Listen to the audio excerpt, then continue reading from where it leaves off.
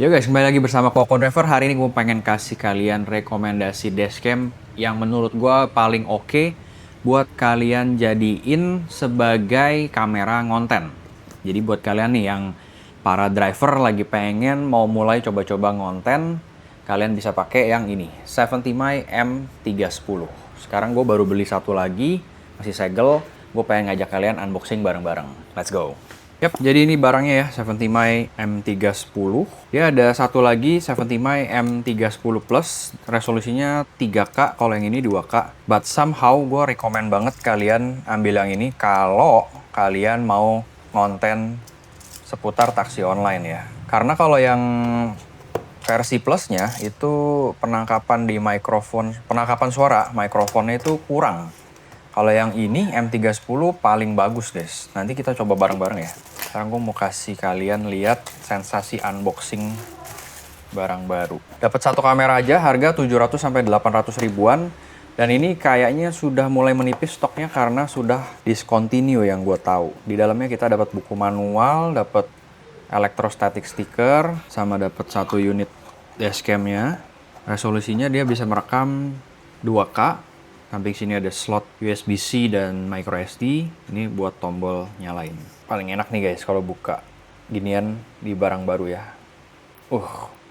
Feel-nya itu loh, enak banget. Itu lagi. Nah, di dalamnya kita dapat lighter. Tapi buat ini doang ya, satu USB port. Sama ada kabel. Kabel Type-C-nya. Nah, ini nih, kalau M310 Plus, dia kabel Type-C-nya dapat yang elbow, letter L. Jadi bisa lebih rapi. Kalau yang M310 biasa, dia kabelnya lurus nih. Sama ini, cungkilan buat nyelip-nyelipin kabel. Oke, segitu aja unboxingnya. Sekarang gue mau ngajak kalian untuk melihat cara pasang dashcam M310 ini. Tutorial pasang dashcam di bawah 15 menit doang. Yang pertama-tama, kalian sambungin dulu powernya ya. Jadi kalian bisa perkirain posisi yang pas. Oke, kita mulai dari 955. Kalau udah connect, kalian proyeksi aja di handphone. Kalian tempel. Jangan dikencengin dulu, supaya nanti kalau ada perubahan, gampang. Ya oke lah, menurut gue segini ya. Sekarang gue mau kasih lihat kalian cara gampangnya ngumpetin kabel dashcam. Kabel sepanjang ini, kalian umpetin ke balik sini, ke balik pilar A. Terus kalian buka karetnya, selipin lewat kolong, masuk ke lighter. Inilah fungsinya si cungkilan ini ya. Jadi kalian bisa nyelip-nyelipin kabel.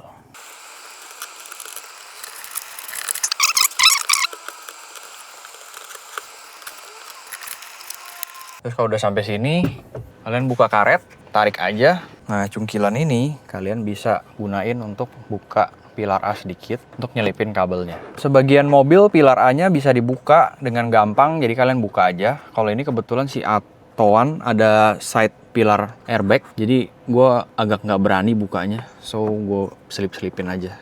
Kalau kalian bisa buka sih lebih enak. Kayak Wuling REV, ini gue lepas plastik pilar A-nya. Oke, sudah jadi. Terus ini udah lewat kabelnya. Kalian pastiin kabelnya masih bisa main sedikit. Jangan terlalu tegang, takutnya nanti putus kabelnya. Terus kabelnya selipin, masukin ke dalam ruang sini. Oke, gue udah berhasil jalurin kabelnya dari sini di balik karet. Sekarang kabelnya ada di sini. Nah, gimana caranya supaya dia nggak keluar ke depan? Kan jelek ya. Caranya ini kita cungkil dikit. Kemudian kita lariin ke belakang. Coba kita tarik. Tuh. Ini selipin masuk ke dalam. Tuh kalian agak tarik sampai lepas juga nggak masalah sih. But again, do it at your own risk ya guys. Karena setiap mobil beda-beda. Apalagi kalau mobilnya yang mewah, Eropa, tuh biasa lebih cengeng parts-partsnya dan lain-lainnya. Oke.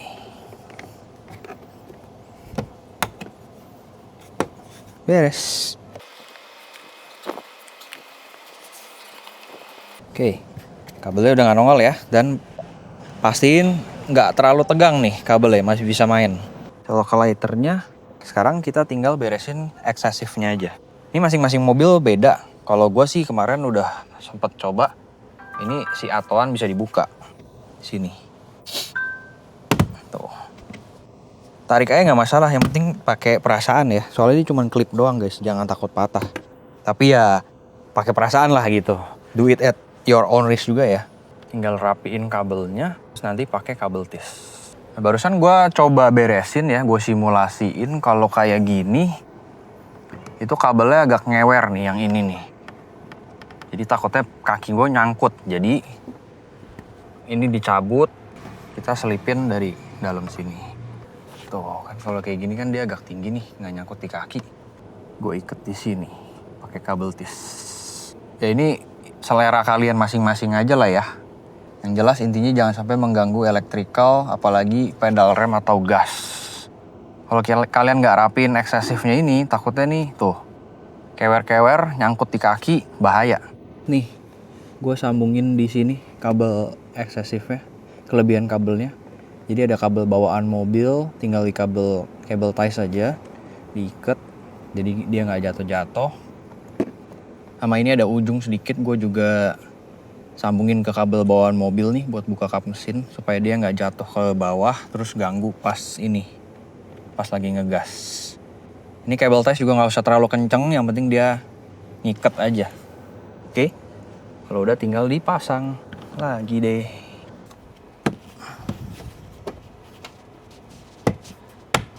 Sip, selesai di 10.22. Dan itu juga karena gue ada ini ya, tutorial. Kalau beneran mau masang sendiri langsung satset sih. Even kadang-kadang 5-10 menitan juga selesai. Ya mungkin karena gue juga udah terbiasa kali ya, copot pasang, jadi lebih cepat. Buat kalian yang baru pertama kali pasang, it's not a rocket science, nggak usah takut juga. Yang penting satu, gue saranin kalian colok di lighter aja. Jangan pakai yang hardwire kit. Ini tergantung ya, preference masing-masing. Kalau gue pakai hardwire kit itu akan nyedot aki. Mau sekecil apapun itu akinya pasti ada tegangan terus yang kesedot. Jadi kalau mobil nggak dipakai 3-4 hari sampai seminggu, ada kemungkinan akinya pasti drop. Paling aman tetap pakai lighter lah. Dan yaudah, sekarang gue mau ajak kalian jalan-jalan sambil ngetes angle sama kualitas dari si 70My M310. Sebelum itu gue mau kasih tahu ya, ini pakai micro SD. Kalau gue sih untuk perekaman biasa gue pakai yang 64 cukup. Tapi kalau pas lagi ngonten minimal kalian pakai 128 lah. Karena kalau 64 itu paling 6-8 jam aja udah kehapus tuh rekaman yang awal. Sedangkan kalau ngonten kan kita dari pagi ya, ngonten taksi online. Terus kedua minusnya pakai si 70My M310 line up ini, colokan atau slot micro SD-nya yang agak-agak nih guys. Dia dibuat mepet banget sama kabel powernya. Kalau buat nyolok sih oke lah, masih nggak terlalu kesulitan. Kalau buat nyabut, ini susah banget nih ininya. Tuh, dia di ini mepet banget. Jadi kalau mau nyabut, kita susah, awkward banget posisinya. Itu doang sih paling minusnya. Untuk positioningnya, peletakannya gue pindahin ya guys. Jadi tadi kan di tengah. Tapi ternyata setelah gue tes, field of view-nya jadi sempit banget. Jadi cuman kelihatan segini doang. Karena kehalang punuknya ini nih, lampu LED kabin sama, jadi ke bagian belakang tuh nggak kelihatan. Nah kalau gue pindah di sini di depan driver, jadi gue ngevlog pas kameranya di tengah, terus field of view-nya jadi lebih luas. Sisi kanan nih kelihatan semua sampai ke belakang kelihatan semua tuh. Jadi kalau amit-amit ada kejadian di belakang bisa kerekam. Sebenarnya kalau dari sisi OCD sih gue gatel banget ya ngeliat footage-nya kayak gini karena dia miring jadinya. Kalau tadi tuh kalau di tengah pas banget, sisi kiri sama kanan simetris. Mana gitu karena banyak punuknya. Field of view-nya jadi sempit, ya udah gue pindahin aja. Ini bisa jadi referensi buat kalian yang mau pakai dashcam juga buat konten.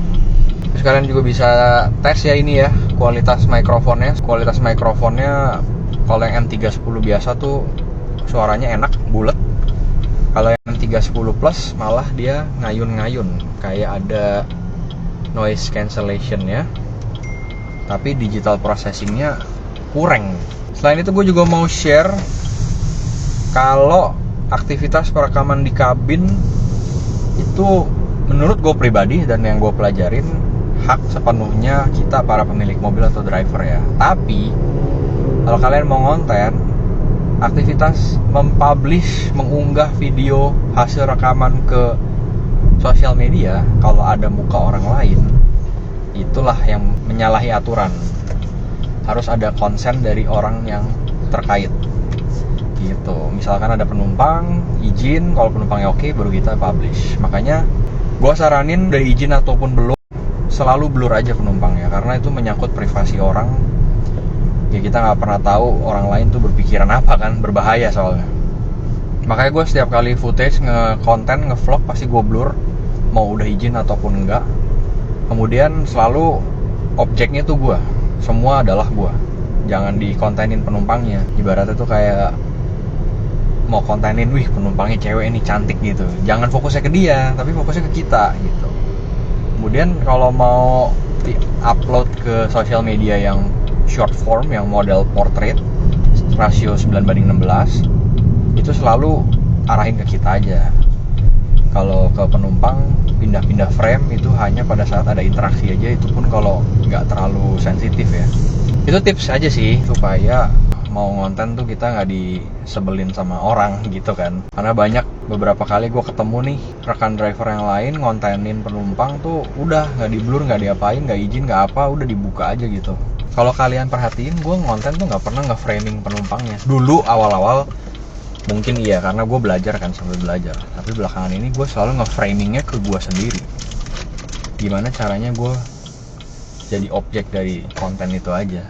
Sekedar sharing aja guys, karena belakangan ini sudah banyak sekali gue lihat yang jadi driver online dan mulai ngonten juga.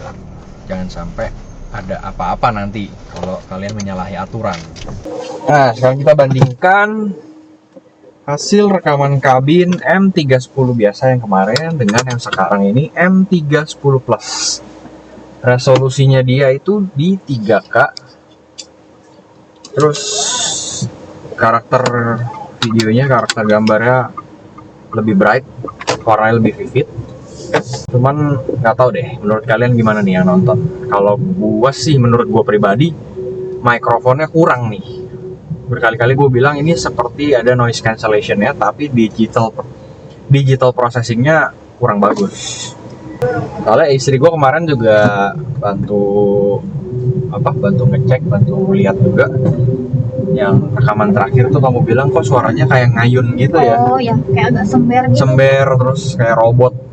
Bagusan yang lama ya. Tapi ya semua balik lagi ke selera masing-masing. Itu opini dan review gue pribadi. Untuk hasilnya seperti ini, kalian bisa lihat sendiri.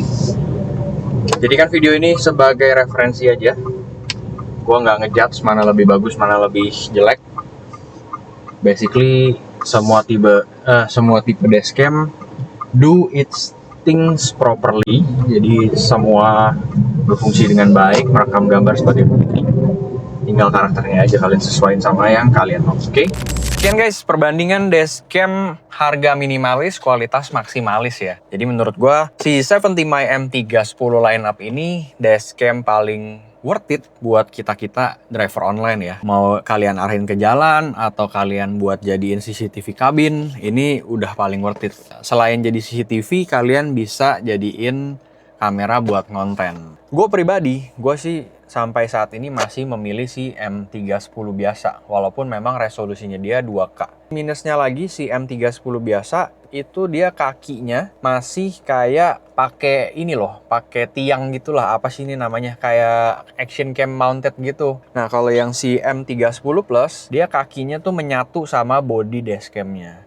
Jadi kalau yang kayak gini relatif lebih aman dari patah ya. Kalau yang kayak gini, ini ada resiko patahnya tinggi banget. Kalau kalian atur-atur gitu, atau kalian mau cabut, cenderung ininya suka patah nih. Jadi berhati-hati aja ya. Dan jangan lupa ya guys, kalau kalian berminat untuk CO, langsung CO aja di link affiliate yang ada di kolom deskripsi. Terima kasih yang sudah menonton sampai akhir. Semoga video yang gue buat ini bisa menjadi referensi yang baik buat kalian yang nonton, yang lagi cari dashcam paling value for money. Disclaimer, ini adalah opini pribadi gue, pengalaman pribadi gue semuanya. Jadi mungkin bisa berbeda satu dengan yang lain. Kalau ada yang kurang, silahkan ditambahkan aja di kolom komentar. Kalau ada yang salah, dikoreksi juga, sharing aja di kolom komentar. Oke guys, sampai jumpa lagi di video berikutnya. Bye-bye.